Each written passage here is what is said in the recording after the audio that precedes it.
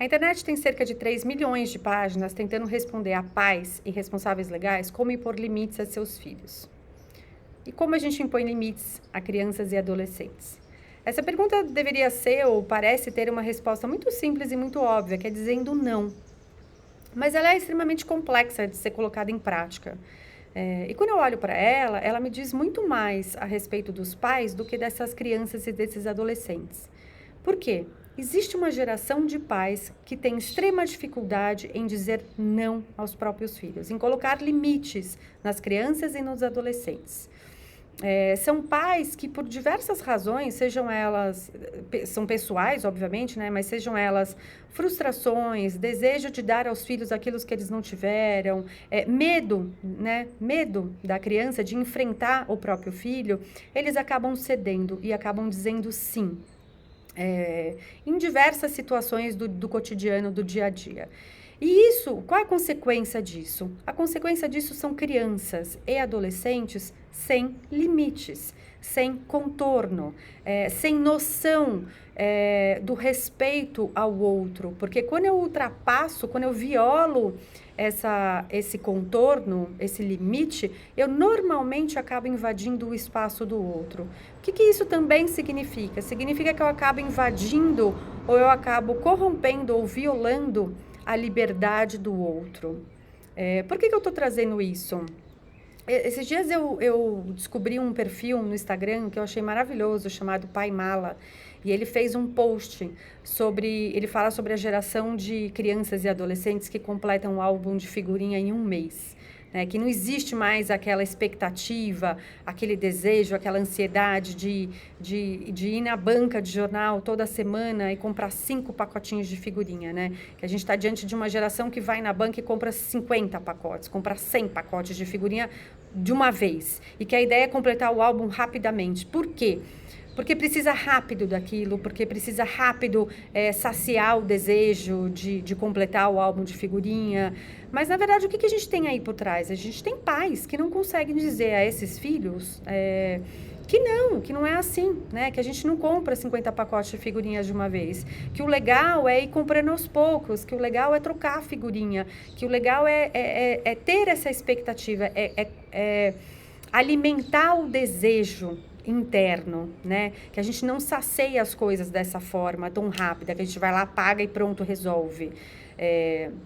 Só que quando os pais têm dificuldade de fazer isso, a gente acaba gerando ou contribuindo para uma geração de crianças e adolescentes que não são capazes de esperar, que não são capazes de conter os próprios desejos, que não são capazes de lidar com o não, que não são capazes de lidar com o limite.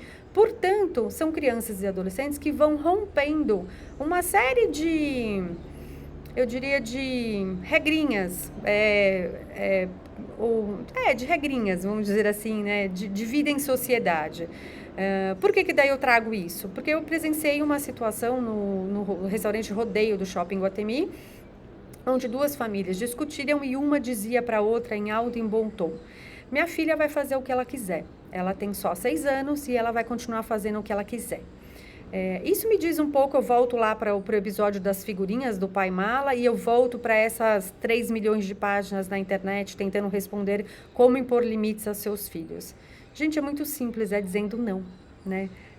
A criança não pode fazer o que ela quiser só porque ela quer. Eu não posso ir na banca de figurinha e comprar 100 pacotes de figurinha só porque eu tenho dinheiro. O que eu faço com isso, né? A infância e a adolescência, durante a infância e a adolescência, existe um exercício do próprio limite, dos próprios contornos e um exercício da liberdade, né? A liberdade para se parar de pé, ela precisa seguir normas, leis, regras, né? Parece um paradoxo, mas não é, né? Então, assim, a partir do momento em que eu não tenho limites, eu violo a minha liberdade e eu acabo violando, obviamente, a liberdade do outro. Por quê? Porque eu ultrapasso os limites.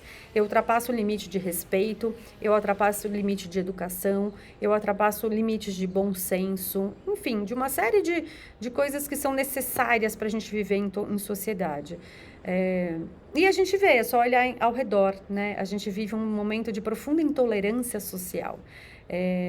Junto disso, eu olho e daí eu falo assim, gente, tem 3 milhões de páginas tentando responder aos pais como é que eles impõem limites a essas crianças. É dizendo não. Só que quando eu digo não para o outro, de certa forma, eu tenho que dizer não a mim mesmo, né? A educação, o Rudolf Steiner diz que a educação, ela só é possível de acontecer se existir também a autoeducação. Né? Então, para que eu estou querendo dizer? Para a gente educar um filho, a gente precisa se autoeducar também. Então, quando eu digo não para um filho, quando eu dou limite, ou eu tento dar limite para essa criança, eu estou fazendo a mesma coisa internamente. Esse é o meu tema de segunda-feira, eu não vou continuar falando mais aqui, mas eu queria chamar vocês para refletir e pensar junto comigo sobre limite, sobre respeito, sobre liberdade. Então é isso. Eu vejo vocês na segunda-feira e a gente conversa mais.